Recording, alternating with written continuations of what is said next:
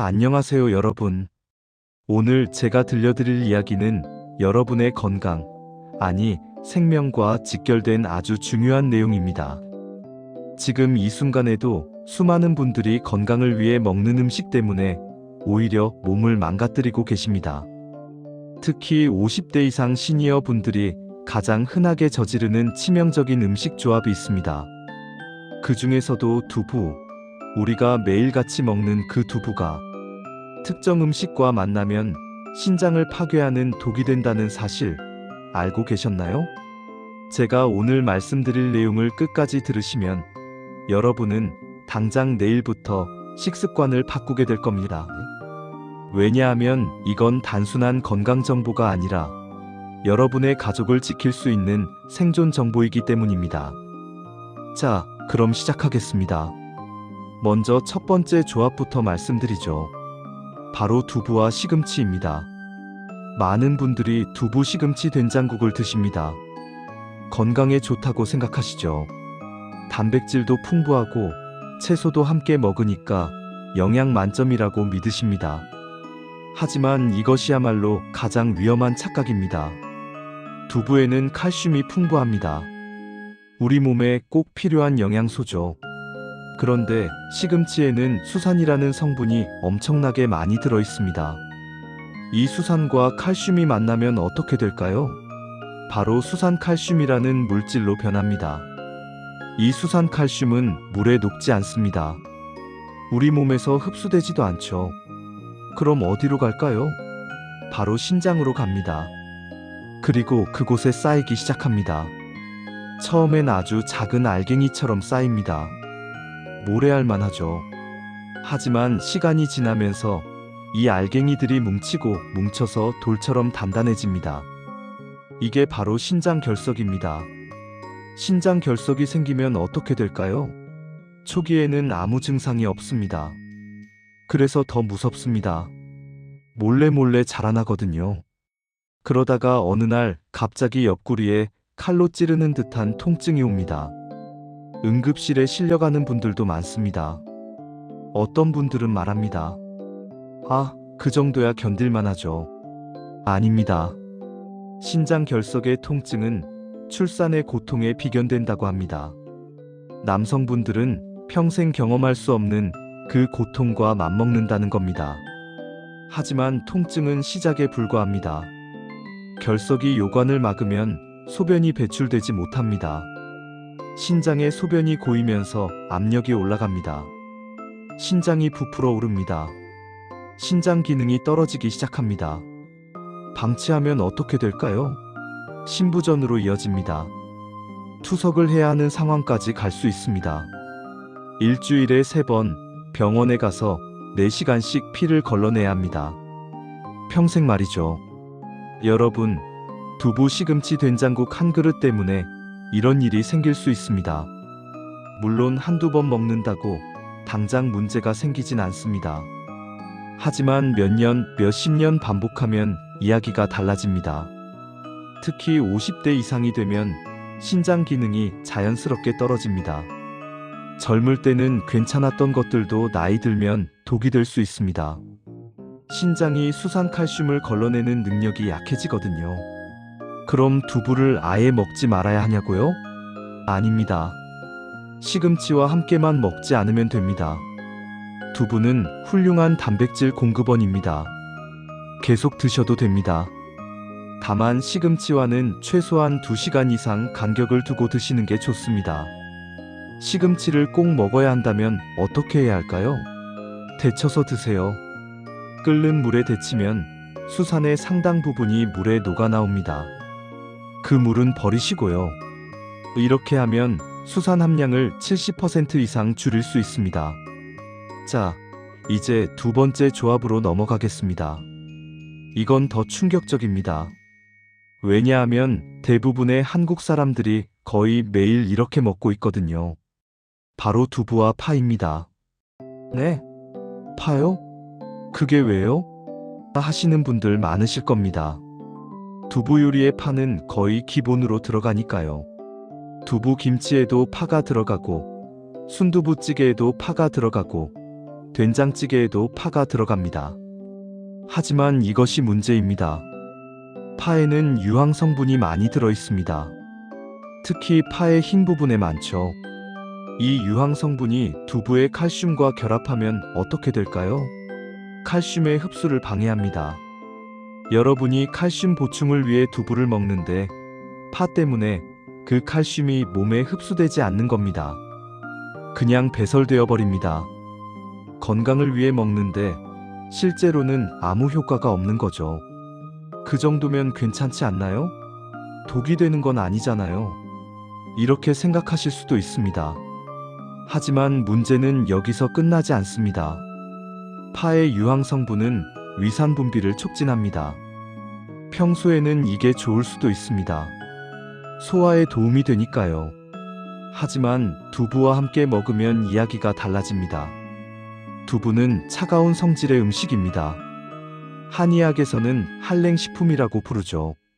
특히 위장이 약한 분들은 두부를 많이 먹으면 배가 차가워지고 소화가 안 되는 경우가 많습니다. 그런데 여기에 파가 더해지면 어떻게 될까요? 위산은 과도하게 분비되는데 위는 차갑고 두부의 단백질은 소화가 더디고 결과적으로 위장장애가 생깁니다. 속이 더부룩하고 가스가 차고 설사를 하게 됩니다. 특히 역류성 식도염이 있으신 분들은 더 조심하셔야 합니다. 과도한 위산 분비가 식도로 역류하면서 가슴이 타는 듯한 통증을 느끼게 됩니다. 밤에 잠을 못 이루는 분들도 많습니다. 게다가 파에는 알리신이라는 성분도 들어있습니다. 마늘에 많이 들어있는 그 성분이죠. 이 알리신은 강력한 살균 작용을 합니다. 좋은 거 아니냐고요? 문제는 장내 유익균까지 죽인다는 겁니다. 우리 장에는 수백조 개의 미생물이 살고 있습니다. 이들이 우리 면역력의 70%를 담당합니다.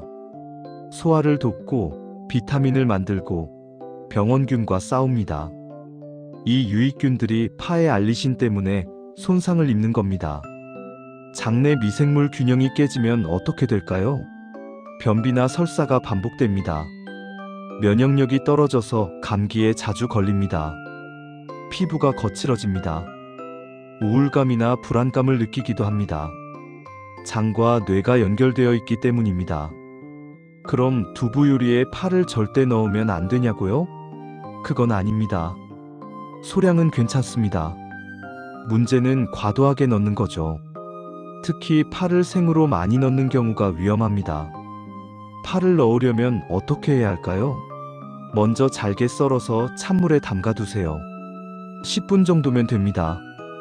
그러면 매운맛과 유황 성분이 많이 빠져나갑니다. 그 다음 물기를 꼭 짜서 사용하시면 됩니다. 또는 파를 익혀서 사용하세요. 알리신은 열에 약합니다. 60도 이상에서 분해되기 시작합니다. 파를 볶거나 끓이면 자극적인 성분이 많이 사라집니다. 자, 이제 마지막 세 번째 조합입니다. 이건 정말 많은 분들이 모르고 계십니다. 저도 처음 알았을 때 깜짝 놀랐습니다. 바로 두부와 꿀입니다. 네? 두부랑 꿀을 누가 같이 먹어요? 하실 수도 있습니다. 하지만 생각보다 많은 분들이 이렇게 드십니다. 두부 샐러드에 꿀 드레싱을 뿌린다거나 두부 스무디에 꿀을 넣는다거나 아침에 두부 요리를 먹고 꿀물을 마신다거나 건강식으로 알려진 조합이죠. 단백질과 천연 당분을 함께 섭취하니까 좋을 거라고 생각합니다. 하지만 이게 바로 함정입니다. 한의학에서는 두부와 꿀을 상극관계로 봅니다. 왜 그럴까요? 두부는 차가운 성질이고 꿀도 차가운 성질입니다. 둘 다 음식의 성질로 보면 한랭에 속하죠. 이 둘이 만나면 체내의 냉기가 과도하게 쌓입니다. 우리 몸은 항상 일정한 온도를 유지하려고 합니다. 섭씨 36.5도에서 37.5도 사이죠. 이 온도가 유지되어야 모든 장기가 제대로 작동합니다. 그런데 차가운 음식을 과도하게 먹으면 어떻게 될까요? 특히 위장과 비장이 차갑게 식습니다. 소화 효소의 활성이 떨어집니다. 음식물이 제대로 분해되지 않습니다. 제대로 소화되지 않은 음식물은 장에서 부패하기 시작합니다. 가스가 발생합니다. 독소가 만들어집니다. 이 독소가 혈액을 타고 온몸을 돌아다닙니다. 피부에 뾰루지가 나고 입냄새가 심해지고 피로감을 느끼게 됩니다. 아침에 일어나기 힘들고 하루 종일 몸이 무겁습니다. 특히 여성분들은 더 조심하셔야 합니다. 자궁도 차가워지거든요. 생리통이 심해지고 생리주기가 불규칙해집니다. 손발이 차가워지는 수족냉증도 악화됩니다. 게다가 두부의 단백질과 꿀의 유기산이 결합하면 소화가 더욱 어려워집니다. 단백질은 위에서 펩신이라는 효소로 분해되는데 꿀의 유기산이 이 과정을 방해합니다. 결과적으로 단백질이 제대로 흡수되지 않습니다. 두부를 먹는 이유가 단백질 섭취인데 정작 그 단백질이 몸에 들어오지 못하는 겁니다. 게다가 소화되지 않은 단백질은 장에서 부패하면서 암모니아를 만들어냅니다. 암모니아는 독성 물질입니다. 간에 부담을 줍니다. 간은 이 암모니아를 해독하느라 바쁩니다. 정작 다른 중요한 일들을 제대로 못하게 됩니다. 호르몬 대사, 지방 대사, 해독 작용 등이 모두 영향을 받습니다. 또 하나 중요한 문제가 있습니다. 꿀의 과당입니다. 요즘 과당의 위험성에 대한 연구가 많이 나오고 있습니다. 과당은 포도당과 다르게 대사됩니다. 포도당은 우리 몸의 모든 세포가 에너지원으로 사용할 수 있습니다. 하지만 과당은 오직 간에서만 대사됩니다. 과도한 과당 섭취는 지방간을 유발합니다. 간에서 과당을 처리하다가 남은 게 지방으로 변환되어 간에 쌓이는 겁니다. 비알코올성 지방간의 주요 원인 중 하나가 바로 과당입니다. 그래도 꿀은 천연식품이잖아요. 설탕보다는 낫지 않나요? 이렇게 말씀하시는 분들 많습니다. 하지만 과당 자체로 보면 꿀이나 설탕이나 크게 다르지 않습니다. 오히려 꿀의 과당 함량이 더 높을 수도 있습니다. 게다가 두부와 함께 먹으면 혈당 조절이 더 어려워집니다. 두부의 단백질이 포도당으로 일부 전환되는데 여기에 꿀의 단순당이 더해지면서 혈당이 급격히 올라갑니다. 혈당이 급격히 오르면 췌장에서 인슐린을 대량으로 분비합니다. 이 인슐린이 혈당을 급격히 낮춥니다. 그러면 저혈당 증상이 나타납니다. 어지럽고 식은땀이 나고 손이 떨립니다. 그리고 다시 단 것이 당깁니다. 이런 혈당의 롤러코스터가 반복되면 어떻게 될까요? 인슐린 저항성이 생깁니다. 세포들이 인슐린에 둔감해지는 거죠. 그러면 췌장은 더 많은 인슐린을 만들어야 합니다. 결국 췌장이 지쳐서 제 기능을 못하게 됩니다. 이게 바로 당뇨병으로 가는 길입니다. 특히 50대 이상은 이미 인슐린 민감도가 떨어진 상태입니다. 젊을 때보다 같은 음식을 먹어도 혈당이 더 많이 오릅니다. 더욱 조심해야 하는 이유입니다. 그럼 두부를 먹을 때 단맛을 더하고 싶으면 어떻게 해야 할까요? 스테비아 같은 천연 감미료를 소량 사용하거나 아예 단맛 없이 드시는 게 좋습니다. 두부 자체의 고소한 맛을 즐기시는 거죠. 자, 여기까지 3가지 위험한 조합을 말씀드렸습니다. 두부와 시금치, 두부와 파, 두부와 꿀. 이 3가지만 피해도 여러분의 건강이 크게 달라질 겁니다. 하지만 아직 끝이 아닙니다. 더 알아야 할 중요한 내용들이 있습니다. 두부를 먹을 때 주의해야 할 또 다른 점들을 말씀드리겠습니다. 먼저 두부의 종류입니다. 요즘 마트에 가면 다양한 두부가 있습니다. 연두부, 순두부, 단단한 모두부, 찌개용 두부, 부침용 두부 등등. 이 중에서 어떤 걸 선택해야 할까요? 일반적으로 단단한 두부일수록 칼슘 함량이 높습니다.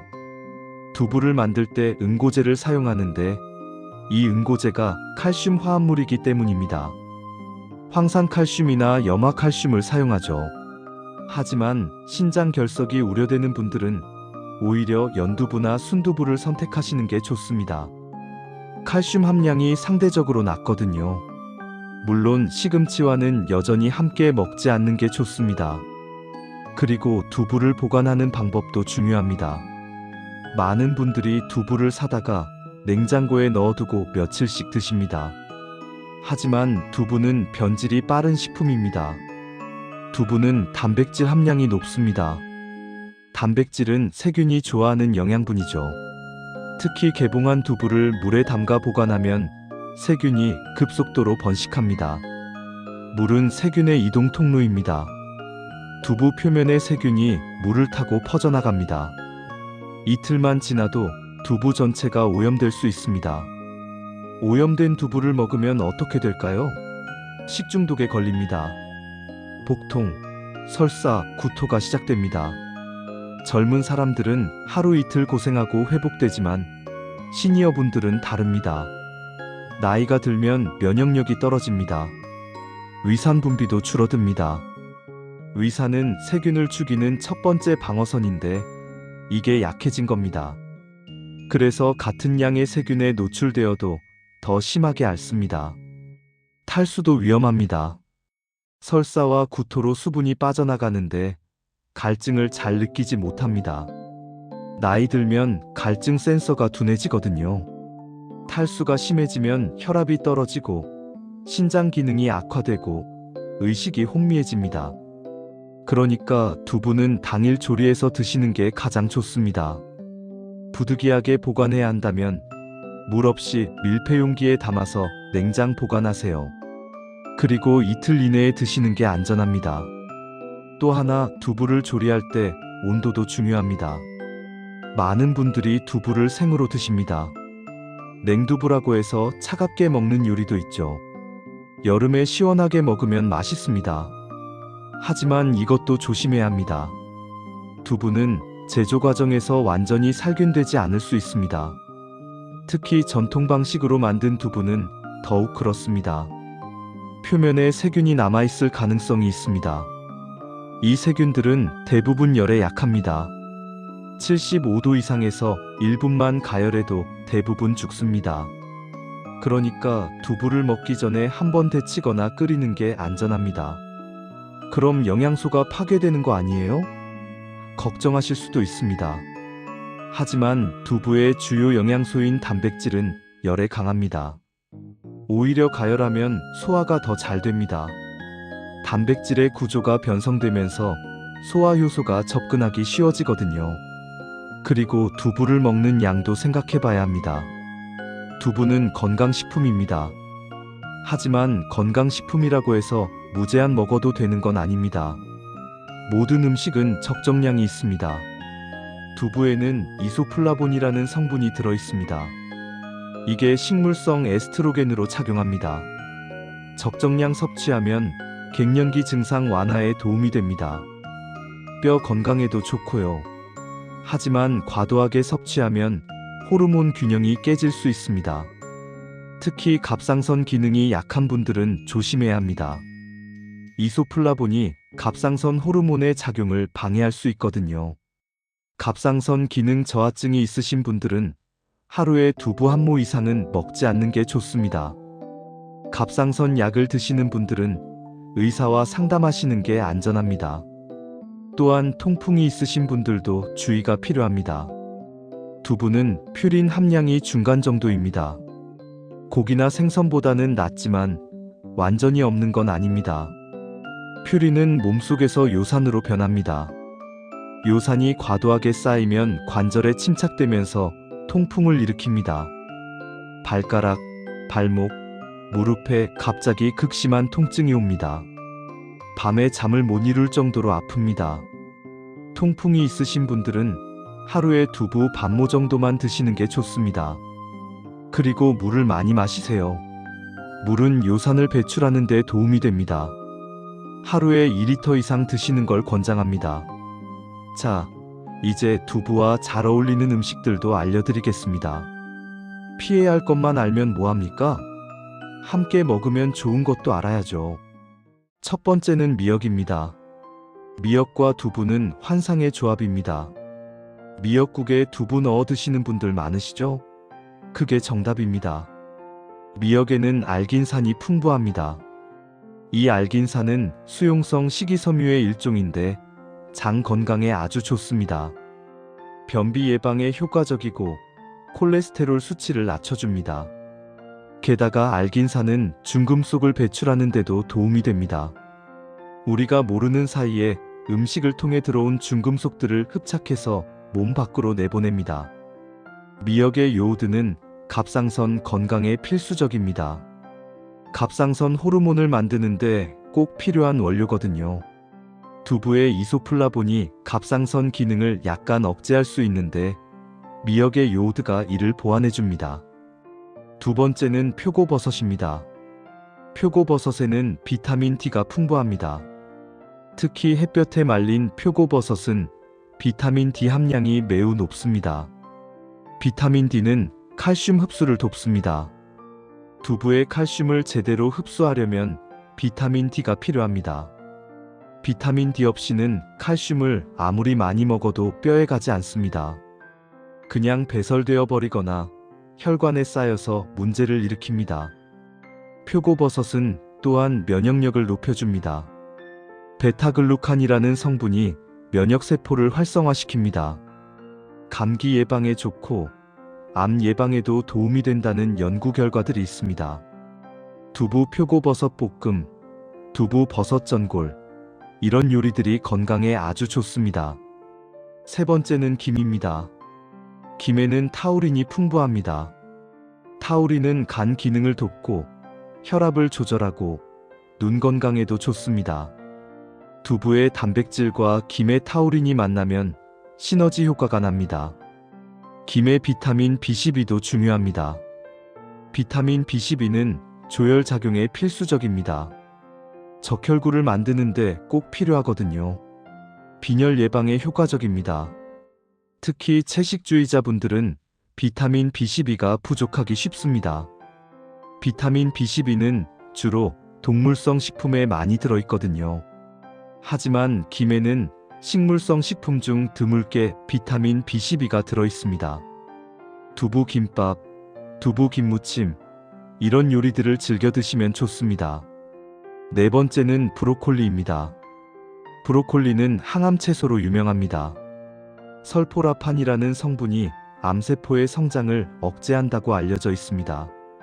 특히 대장암, 유방암, 전립선암 예방에 효과적이라는 연구들이 많습니다. 브로콜리의 비타민 K는 혈액 응고에 중요합니다. 상처가 났을 때 피가 멈추는 것도 비타민 K 덕분입니다. 또한 뼈에 칼슘이 잘 침착되도록 돕습니다. 두부와 브로콜리를 함께 먹으면 단백질과 비타민, 미네랄을 고루 섭취할 수 있습니다. 완벽한 영양 균형 식단이 됩니다. 다섯 번째는 들깨입니다. 들깨에는 오메가3 지방산이 풍부합니다. 특히 알파리놀렌산이 많이 들어 있습니다. 이 성분은 염증을 줄이고 혈액순환을 돕고 뇌 건강에 좋습니다. 두부의 단백질과 들깨의 좋은 지방이 만나면 영양학적으로 완벽합니다. 우리 몸에 필요한 필수 영양소를 모두 제공하는 거죠. 들깨 두부조림, 들깨 순두부찌개, 이런 음식들이 건강에 아주 좋습니다. 자, 여기까지 두부와 잘 어울리는 음식들을 알려드렸습니다. 이제 실전에서 어떻게 적용할지 구체적으로 말씀드리겠습니다. 아침 식사를 예로 들어보죠. 많은 시니어 분들이 아침에 된장찌개를 드십니다. 여기에 두부를 넣으시는데 이때 무엇을 주의해야 할까요? 첫째, 시금치는 넣지 마세요. 대신 미역이나 다시마를 넣으세요. 해조류와 두부는 궁합이 좋습니다. 둘째, 파는 소량만 넣으세요. 특히 생파를 송송 썰어 많이 넣는 건 피하세요. 파를 넣으려면 끓이는 과정에서 함께 익히는 게 좋습니다. 셋째, 표고버섯이나 느타리 버섯을 넣으세요. 버섯의 감칠맛이 국물 맛을 살려주고 영양도 더해줍니다. 넷째, 된장은 발효식품이니까 좋지만 염분이 많습니다. 된장을 너무 많이 넣지 마세요. 혈압이 높으신 분들은 특히 조심하셔야 합니다. 점심 식사는 어떨까요? 두부 샐러드를 드시는 분들이 계십니다. 건강식으로 좋은 선택입니다. 하지만 여기에 꿀 드레싱을 뿌리면 안 됩니다. 대신 올리브유에 레몬즙을 섞어서 드세요. 소금 간을 약간 하고요. 또는 발사믹 식초를 사용하셔도 좋습니다. 식초는 혈당 상승을 완만하게 만들어줍니다. 인슐린 민감도를 개선하는 데도 도움이 됩니다. 두부 샐러드에 견과류를 추가하시면 더욱 좋습니다. 아몬드, 호두, 잣 등을 뿌려 드세요. 건강한 지방과 비타민 E를 보충할 수 있습니다. 저녁 식사는 가볍게 하는 게 좋습니다.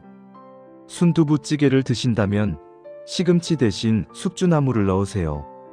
숙주나물은 두부와 궁합이 괜찮습니다. 비타민C가 풍부하고 칼로리도 낮습니다. 또는 두부 스테이크를 만드셔도 좋습니다. 두부를 먹기 좋은 크기로 자르고 키친타올로 물기를 빼고 팬에 구우면 됩니다. 여기에 간장 소스를 살짝 뿌리거나 토마토 소스를 곁들이면 맛있습니다. 두부 스테이크에 브로콜리와 당근을 곁들이면 완벽한 저녁 식사가 됩니다. 단백질, 섬유질, 비타민을 모두 섭취할 수 있습니다. 간식으로 두부를 드시는 분들도 계십니다. 두부를 작게 잘라서 간장에 찍어 먹는다거나 두부 과자를 만들어 드시는 분들이 있죠. 이것도 좋은 방법입니다. 하지만 여기에 꿀을 찍어 먹으면 안 됩니다. 대신 검은 깨를 뿌려 드세요. 검은 깨에는 칼슘과 철분이 풍부합니다. 두부의 칼슘과 검은 깨의 칼슘이 시너지를 냅니다. 또는 두부에 고소한 들기름을 살짝 뿌려 드셔도 좋습니다. 들기름의 오메가3 지방산이 두부의 영양을 더욱 높여줍니다. 자, 이제 두부를 선택하는 방법에 대해서도 말씀드리겠습니다. 마트에 가면 정말 다양한 두부가 있습니다. 어떤 걸 골라야 할까요? 첫째, 원료를 확인하세요. 국산 콩으로 만든 두부가 좋습니다. 수입 콩은 유전자 변형 콩일 가능성이 있습니다. 물론 유전자 변형 콩의 안전성에 대해서는 논란이 있지만 가능하면 비유전자 변형 콩을 선택하는 게 좋습니다. 둘째, 첨가물을 확인하세요. 두부는 기본적으로 콩과 응고제, 물만 있으면 만들 수 있습니다. 하지만 일부 제품은 방부제나 식품 첨가물이 들어가 있습니다. 성분표를 꼼꼼히 읽어보세요. 셋째, 제조일자를 확인하세요. 두부는 신선도가 생명입니다. 가능한 한 제조일이 가까운 제품을 선택하세요. 유통기한만 보지 말고 제조일자를 보는 게 중요합니다. 넷째, 포장 상태를 확인하세요. 포장이 터져 있거나 물이 새는 제품은 피하세요. 이미 오염되었을 가능성이 있습니다. 다섯째, 가능하면 유기농 두부를 선택하세요. 조금 비싸긴 하지만 농약이나 화학비료 없이 재배한 콩으로 만들었으니까 더 안전합니다. 그리고 두부를 구입한 후 집에 오면 바로 냉장고에 넣으세요. 상온에 오래 두면 세균이 번식합니다. 특히 여름철에는 더욱 조심해야 합니다. 개봉한 두부는 당일 드시는 게 가장 좋지만 부득이하게 보관해야 한다면 밀폐용기에 담아 냉장 보관하세요. 그리고 이틀 이내에 드세요. 냉동 보관은 추천하지 않습니다. 두부를 냉동하면 조직이 변합니다. 해동했을 때 스펀지처럼 푸석푸석해집니다. 맛과 식감이 떨어집니다. 자, 이제 마무리하면서 중요한 포인트들을 다시 한번 정리해 드리겠습니다. 첫째, 두부와 시금치는 절대 함께 먹지 마세요. 신장 결석의 위험이 있습니다. 시금치를 먹으려면 두부와 최소 2시간 이상 간격을 두세요. 둘째, 두부와 파는 과도하게 함께 먹지 마세요. 소량은 괜찮지만 생파를 많이 넣는 건 피하세요. 위장장애와 장내 미생물 불균형을 일으킬 수 있습니다. 셋째, 두부와 꿀은 함께 먹지 마세요. 체내에 냉기가 쌓이고 소화장애를 일으킵니다. 혈당 조절도 어려워집니다. 넷째, 두부와 잘 어울리는 음식은 미역, 표고버섯, 김, 브로콜리, 들깨 등입니다. 이런 식재료와 함께 드시면 영양학적으로 완벽합니다. 다섯째, 두부는 신선한 것을 선택하고 당일 조리해서 드세요. 보관할 때는 밀폐 용기에 담아 냉장 보관하고 이틀 이내에 드세요. 여섯째, 두부는 하루 한 모 정도가 적당합니다. 과도한 섭취는 오히려 해가 될 수 있습니다. 특히 갑상선 질환이나 통풍이 있으신 분들은 더욱 조심하세요. 일곱째, 두부를 먹기 전에 한번 데치거나 끓여서 드시면 더 안전합니다. 혹시 모를 세균을 죽일 수 있습니다. 여덟째, 국산 콩으로 만든 무첨가 두부를 선택하세요. 제조일자가 최근인 제품을 고르세요. 아홉째, 두부 요리에 소금 간을 과도하게 하지 마세요. 혈압 관리에 중요합니다. 열째, 두부와 함께 물을 충분히 마시세요. 하루 2리터 이상 마시면 신장 건강에 도움이 됩니다. 여러분, 오늘 제가 말씀드린 내용들이 생소하게 느껴지실 수도 있습니다. 평생 그렇게 먹어왔는데 별일 없었어요 라고 말씀하실 수도 있습니다. 맞습니다. 한두 번, 몇 년 정도는 문제가 안 될 수 있습니다. 우리 몸은 생각보다 강합니다. 웬만한 것들은 스스로 해독하고 배출합니다. 하지만 나이가 들면 이야기가 달라집니다. 50대 이후부터는 몸의 회복력이 현저히 떨어집니다.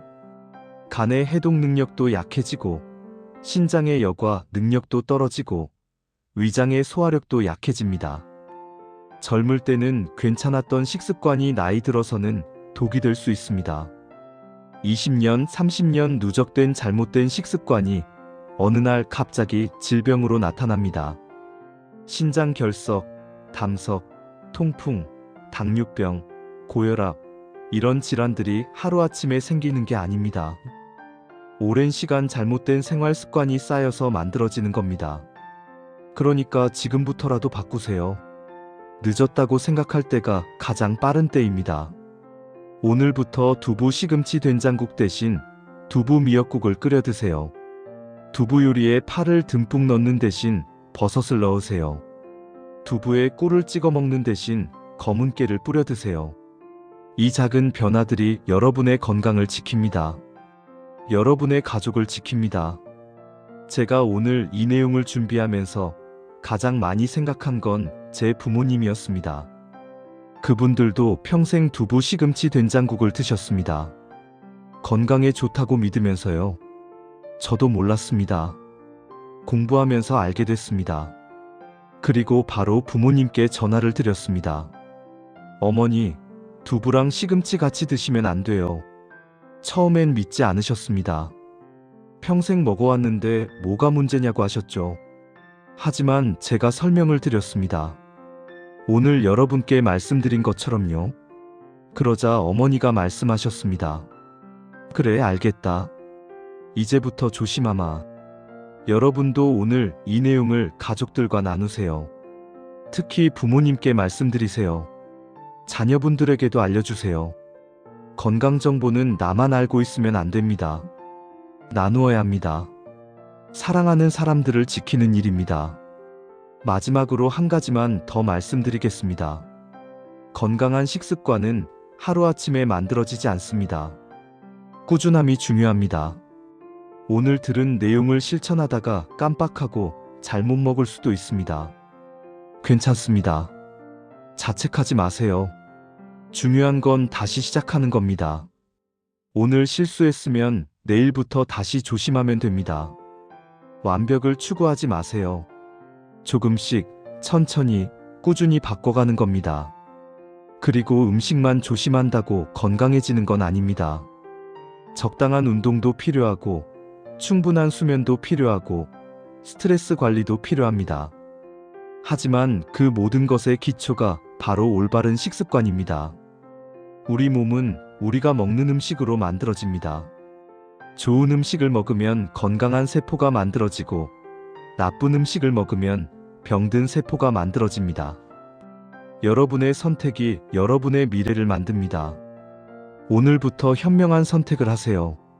두부와 시금치를 분리하세요. 두부와 파의 양을 조절하세요. 두부와 꿀을 같이 먹지 마세요. 대신 두부와 미역을 함께 드세요. 두부와 버섯을 함께 드세요. 두부와 김을 함께 드세요. 이 작은 실천이 여러분의 신장을 지킵니다.